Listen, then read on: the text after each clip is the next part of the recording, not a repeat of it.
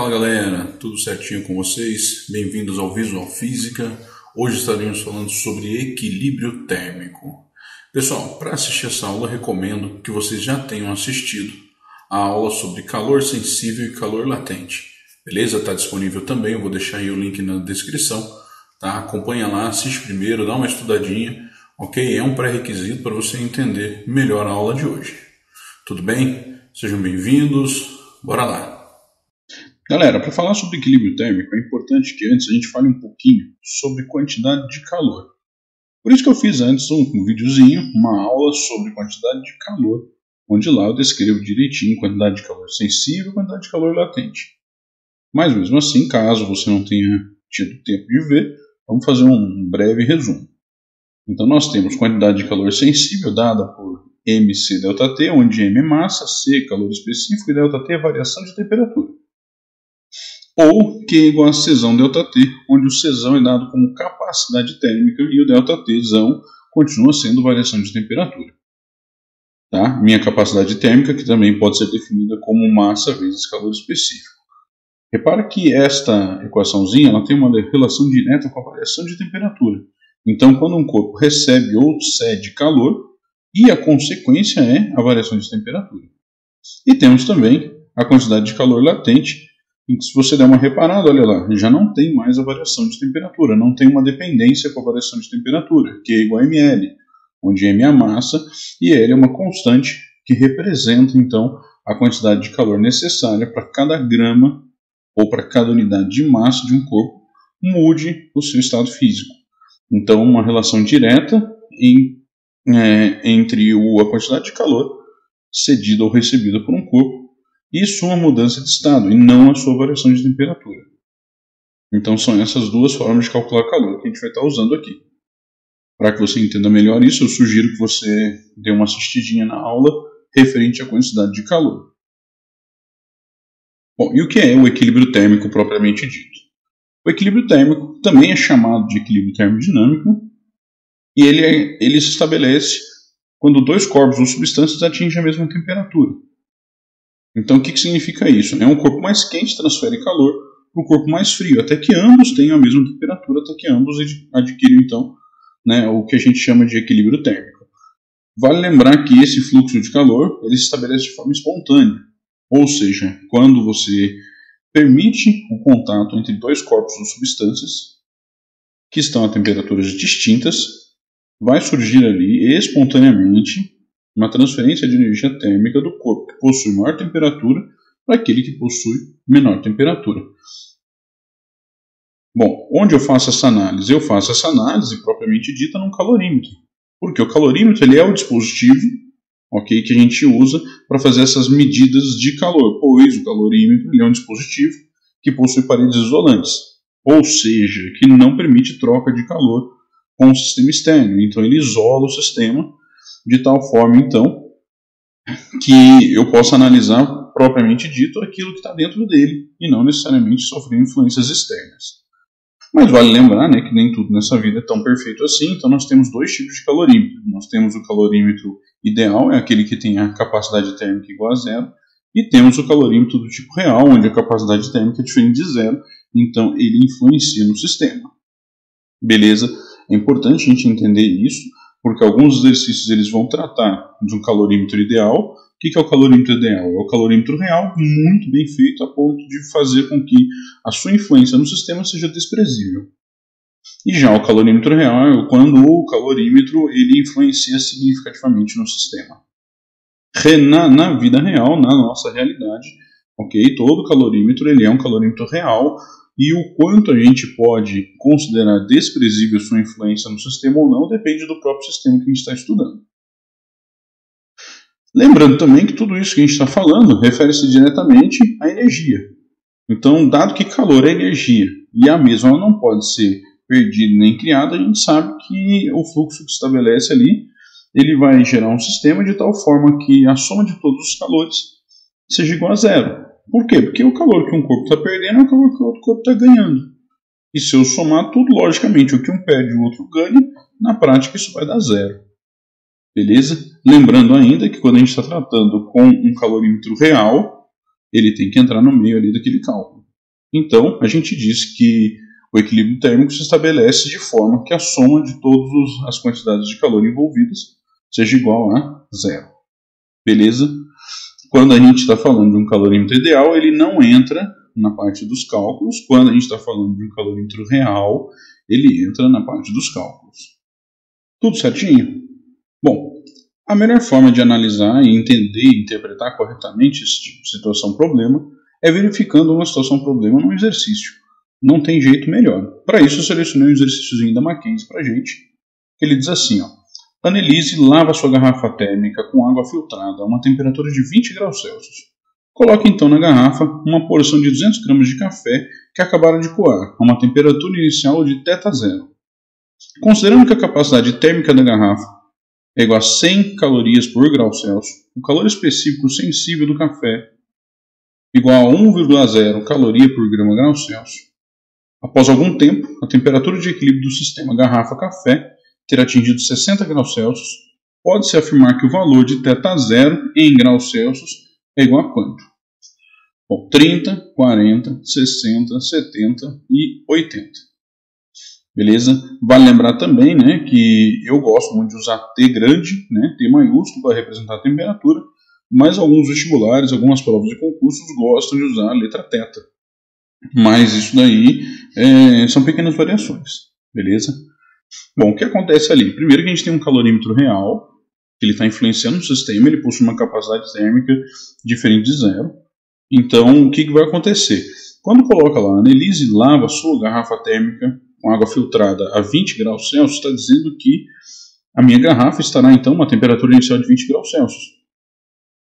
E o café está chegando a uma temperatura diferente disso, de tal forma que após ele entrar na garrafa e transferir calor para a garrafa, ou seja, perder calor, ceder calor ao calorímetro, o sistema adquirirá um equilíbrio então de 60 graus Celsius. Beleza? Como é que funciona isso daí então? Bom, vai haver o equilíbrio térmico, então a gente considera um sistema isolado, garrafa-café, de tal forma então que a soma dos calores seja igual a zero. Então vai ficar MC Δθ do café mais capacidade térmica Δθ da garrafa, fazendo as substituições. Né? 200 gramas de café é a massa. Calor específico vale 1. Δθ vai ser 60 menos θ0. Mais capacidade térmica da garrafa, 100. Δθ da garrafa, 60 menos 20. E isso é igual a zero. Beleza? Resolvendo a equaçãozinha de primeiro grau, o nosso resultado é de 80 graus Celsius. Alternativa E. Exercício tranquilinho, exercício facinho, apenas 2 corpos envolvidos, sendo um deles o próprio calorímetro. Beleza? É um exercício importante, então reveja, volta o videozinho, lê de novo o enunciado, tenta fazer sozinho, depois confere com os cálculos executados aqui. Tranquilinho? Bora pro próximo, tem mais um. Esse já é da FAMEP, né, 2020, um exercíciozinho bacana, que diz assim: colocou-se certa massa de água a 80 graus Celsius em um recipiente de alumínio de massa 420 gramas, que estava a uma temperatura de 20 graus Celsius. Após certo tempo, a temperatura do conjunto atingiu o equilíbrio de 70 graus Celsius. Considerando que a troca de calor ocorreu apenas entre a água e o recipiente, que não houve perda de calor para o ambiente e que os calores específicos do alumínio e da água sejam respectivamente iguais a 900 joules por kg grau Celsius e 4.200 joules por kg grau Celsius, a quantidade de água colocada no recipiente foi de 220 gramas, 450 gramas, 330 gramas, 520 gramas ou 280 gramas. Bom, o que a gente percebe aqui? Ele fala, colocou certa massa de água em um recipiente de alumínio. Após certo tempo, a temperatura do conjunto foi de 70 graus Celsius. Perfeito. Então, o que ele está fazendo ali? Ele está analisando o sistema de troca de calor, de forma que, o que a gente tem? O equilíbrio térmico do sistema recipiente-água é determinado pela troca de calor entre a água e o recipiente, sendo que não houve troca com o meio externo e nenhum tipo de perda de calor. Ou seja, a somatória dos calores deve ser nulo. Então, o que a gente tem? Para a água, Q é igual a mczão ΔT, M de massa, 4,2 vezes 10 a terceira, é o calor específico da água, e o ΔT, 70 menos 80. Isso vai dar, então, menos 42.000. Tranquilinho? Vamos lá. Para o recipiente, o que a gente tem? Mesmo esquema, MC ΔT, então só ali em cima, né, da água, menos 42.000 M. A gente não tem o valor da massa. Esse é o nosso objetivo. Pensando agora no alumínio, né, então MC ΔT, onde a massa do alumínio é 0,420 kg, ou o calor específico 9 vezes 10 ao quadrado, e o ΔT 70 menos 20. Isso dá então uma quantidade de calor de 18.900. O que eu faço agora? Agora eu fiz separadamente, percebe que é um jeito diferente, é um exercício muito parecido com o primeiro ali da Mackenzie, mas a gente optou por resolver de uma forma diferente. Escrevemos separadamente a quantidade de calor da água e a quantidade de calor do alumínio. Você pode fazer tudo junto, como foi o outro, ou separadamente, como foi esse. Mas, nos dois casos, combinamos na ideia de que, para o equilíbrio térmico se estabelecer, nós temos que somar o calor de tal forma que dê zero. Então, ficaria menos 42.000 M mais 18.900 joules, que é igual a zero.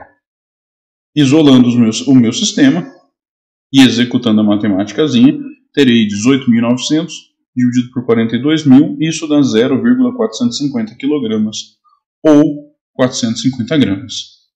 Tá? Esse é um exercício com números um pouquinho mais elevados, mas também por conta da unidade de medida que está usando. Não está usando caloria, está usando joule. Então fique atento com relação às unidades de medida também. Para isso é importante que você já tenha assistido lá a aula sobre calor sensível e calor latente. E para fechar, temos um exercíciozinho extra que eu recebi de um ex-aluno e amigo muito querido. Não sei de onde é o exercício, mas bora fazer uma resoluçãozinha detalhada dele. Que diz assim, ó, quando são misturados 40 gramas de água a 10 graus Celsius e 360 gramas de gelo a menos 30 graus Celsius, qual é a temperatura final do equilíbrio térmico? Suponha que o gelo e a água não troquem calor com o recipiente e nem com o meio externo. Ele dá aqui os dados, né, de calor específico, calor latente e calor específico da água. Então fala tanto para o gelo quanto a transição de estado e para a própria água. Embora seja um exercício tecnicamente mais simples, pelo fato do meu calorímetro ele ser ideal, ele não influenciar no sistema, eu tenho ali uma mistura de 40 gramas de água, muito pouca massa de água, uma temperatura muito baixa, 10 graus Celsius, e uma quantidade razoavelmente elevada de gelo, 360 gramas de gelo, uma temperatura bem mais baixa, né, que seria menos 30 graus Celsius. Isso por si só já sugere uma mudança de estado. Né, sugere que a água tende a congelar. Beleza?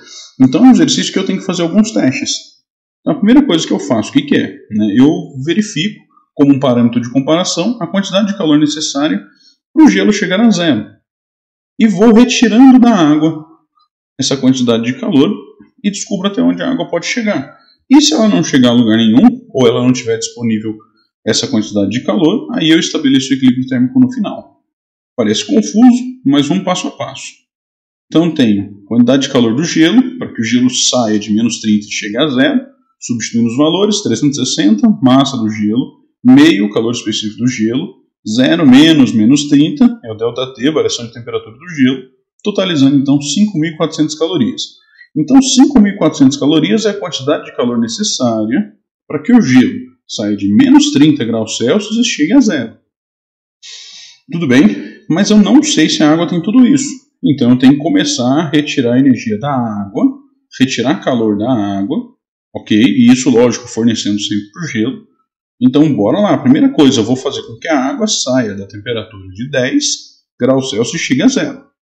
Então tá lá, faço a substituição numérica, vai ficar 40 vezes 1 vezes 0 menos 10, isso dá menos 400 calorias. Então a água vai ceder 400 calorias. Agora eu tenho água a 0 graus Celsius. Mas ela só perdeu 400 calorias. O que eu faço então? Continuo retirando a energia da água. Então, se a água perde, o gelo absorve. Tudo bem? Como o gelo necessita de 5.400 calorias para elevar sua temperatura até zero e a água só consegue lhe fornecer 400 calorias, ainda existe um déficit de 5.000 calorias. Logo, eu irei determinar aqui a quantidade de calor necessária para solidificar a água. ok? Esse calor que eu vou retirar da água e vai solidificar a água vai ser transferido integralmente para o gelo. Então vai ficar Q igual a ml, massa 40 e L menos 80. Lembra que eu estou voltando na curva, né? Não estou fundindo, eu estou solidificando, então o latente de solidificação é menos o latente de fusão. Então vai ficar 40 vezes menos 80, isso dá menos 3.200. Tudo bem? Então dessa forma, o que eu sei? Né? Que eu tenho Q1 mais Q2 da água igual a menos 3.600. E eu tenho agora então que o que era água agora ele está em estado sólido, também é gelo, a uma temperatura de 0 graus Celsius, porém cedeu apenas 3.600 calorias. Perceba então que mesmo fazendo com que a água se solidificasse, ainda não deu a quantidade de energia necessária para que o gelo chegue a 0 graus Celsius. O que significa isso então? Na prática, né, a água está cedendo 3.600 calorias para o gelo. E qual foi a temperatura que ele pôde atingir? Bom, vamos calcular. 3.600 é igual a 360 vezes meio vezes temperatura final menos 30. Eu já sei que não é zero essa temperatura final, preciso descobrir quanto que vale então, com o que foi disponível. Executando então toda a parte de álgebra e aritmética, eu finalizo então que a minha temperatura do gelo, agora, nesse instante, é de menos 10 graus Celsius. Sendo assim, eu tenho então duas amostras de gelo agora. Eu tenho aquela amostra inicial de 360 gramas de gelo, a uma temperatura de menos 10 graus Celsius, e a água, que agora é gelo, né? Então são 40 gramas, porém a uma temperatura de 0 graus Celsius. Agora que eu coloquei os dois no mesmo estado físico da matéria, embora ainda a temperaturas diferentes, o que eu faço? Eu estabeleço o equilíbrio térmico. Como? Eu somo os dois calores de tal forma, então, que dê zero. A somatória dos calores é igual a zero, então terei 40 vezes meio, temperatura de equilíbrio menos zero, mais 360 vezes meio, temperatura de equilíbrio menos 10. Executando aritmética e álgebra, o que vai acontecer então? Terei 200 TE, 200 temperatura de equilíbrio igual a menos 1.800. De tal forma então que a temperatura de equilíbrio seja menos 9 graus Celsius. Esse é muito mais complexo que os outros. Quando tem mudança de estado no meio do processo, faz com que o exercício fique muito mais complicado. Tá? Então fique atento quando for assim. Tenta, a primeira coisa, fazer com que eles cheguem ao mesmo estado físico da matéria. Então cria um parâmetro de comparação e vai retirando energia ou dando energia para um dos dois, fazendo com que eles então cheguem a ficar no mesmo estado físico da matéria, mesmo a temperaturas diferentes. Porque aí, quando você faz isso, você tem duas amostras a temperaturas diferentes, porém no mesmo estado. Aí é só você fazer a soma de calor igual a zero, que você não vai ter problema. Belezinha? Maravilha, esse daí é show de bola, é um exercício muito bacana. Prepare-se para esse tipo de exercício, torça para que venha dos outros. Beleza? E é isso aí, galera. Por hoje é só. Espero que vocês tenham gostado. Qualquer dúvida, sugestão, entre em contato comigo lá no Instagram, prof_Cleiton. Belezinha? Abraço, galera. Tchau, tchau.